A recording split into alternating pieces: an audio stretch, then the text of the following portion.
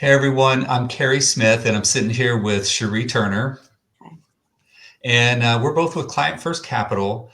And today we're talking about 5 essential money moves every single person should take. And Cheri, I know this is a topic that's close, that's very important and close to you. You've helped a Mhm. lot of single people with their financials and help them make the right financial decisions to make sure that they have financial success and that they're ready for retirement whenever that time comes. And Mhm. so I'm looking forward to hearing your insights and looking forward to our discussion. Great. So, with that, I'll have you kind of kick us off with number one of the five key points. Yeah, absolutely. Well, leading in, let's keep in mind that, of course, these are important things for anyone to implement within their lives, but it can be even more impactful and even more important for those individuals who are single. The first point of topic is to prioritize your debt payoff. It's really important to get, especially any high interest debts that you have, down to a minimum. You can do that in a number of ways. There's a couple of different ways to approach that. One is what's known as the avalanche method, and that is taking and putting extra money towards your highest income debts. Sorry, your highest interest debts, thereby getting the most substantial drop in the amount of interest that you're paying.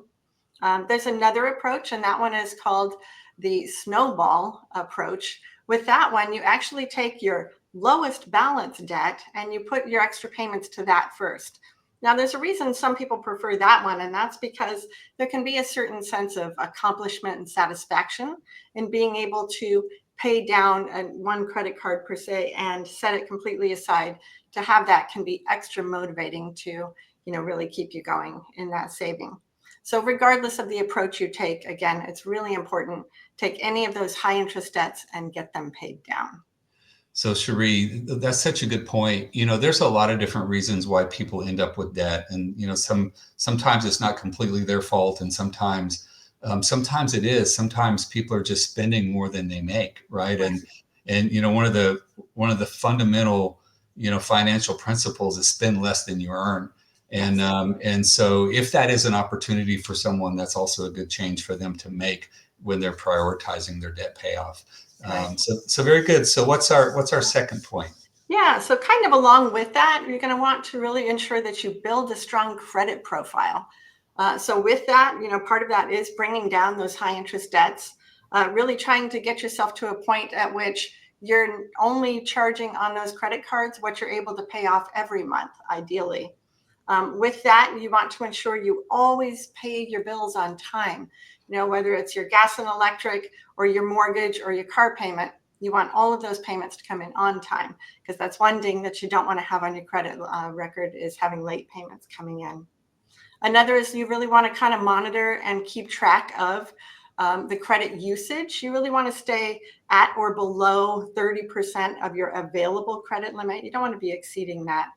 Additionally, you want to make sure that you're really keeping track of the different credit reporting agencies, because sometimes people can have errors actually reported on there.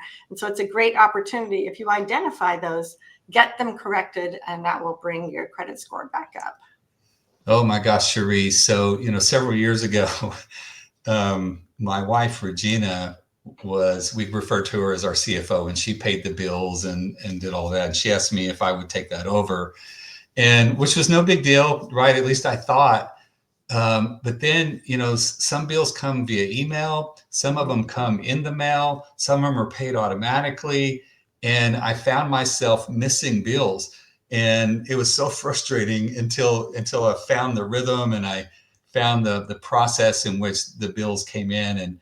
And now nothing ever got to the point that it impacted our credit scores. Mm-hmm. But it's important, right? And if it would have gotten to that point, it could cost us, money as in Yes. the, to the extent that we need to borrow or whatever we might need to do in the future. And so it's important. Absolutely. And just that little thing of paying your bills on time, you're going to pay them anyway. So paying them on time can make a big difference. Huge difference. Yes, absolutely. Thank you, Cary.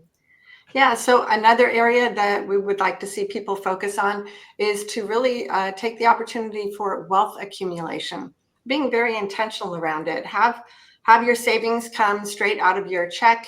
whether it be into your retirement account or straight into a investment or brokerage type account, but have that money pulled out initially. It was Warren Buffett who said, "Do not save what is left after.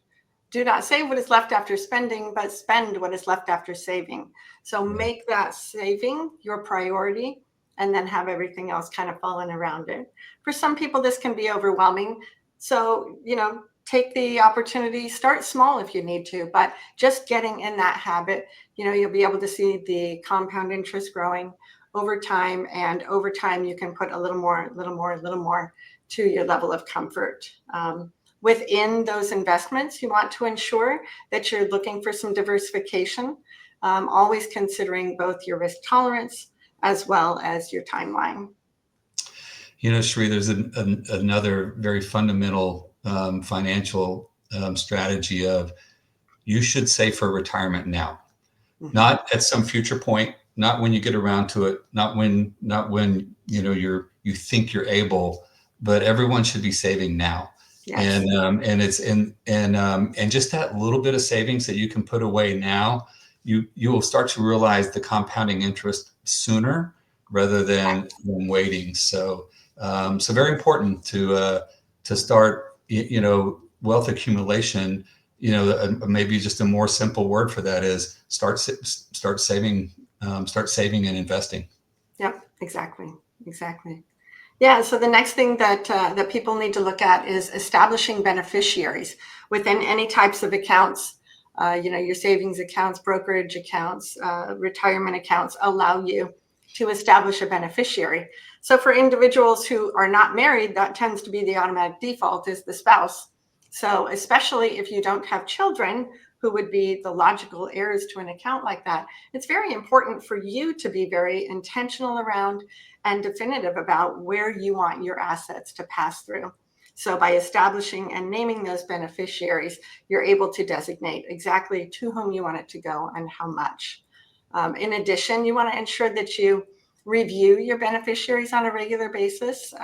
Sometimes maybe you had a new niece that was born last year, and so you want to ensure that you incorporate new family members into any beneficiaries that you might be considering. Yeah, and Cheri, most companies, wherever you're, if it's life insurance or savings accounts or investment accounts, most companies have made it really, really simple to be able to just go online and update your beneficiaries. Yeah. It just takes seconds. Exactly. And so there's really not a good reason for not having beneficiaries designated and kept up to date. Yeah, absolutely. And it keeps it out of probate that way. Those assets are able to transfer via direct order of law and no questions about where it should go. That's right. Yeah. So with that, the last point that we'd like to talk about is think about estate planning. Again, a lot of people who think, oh, I'm not married, I don't have a spouse, I don't have kids, I don't need to worry about. But in this instance, even more so, it's important that you have the opportunity to say where you want your assets to go. Perhaps you have certain charities that are close to your heart. Perhaps you have a friend that you grew up with that you always wanted to be able to, give a little bit to them. Well, if it goes through probate and the government gets to pick, they're not going to think of those things. They're not going to know your values. They're not going to know your choices. So it's important that you create a will, that you establish an executor who understands your values, your legacy plan, and your desires, and they're going to honor that. Additionally, you want to ensure that you establish a healthcare directive as well as a power of attorney. For married couples, this just defaults kind of to the spouse. But again, in this case with single individuals, you want to be able to define who you want that person to be for you.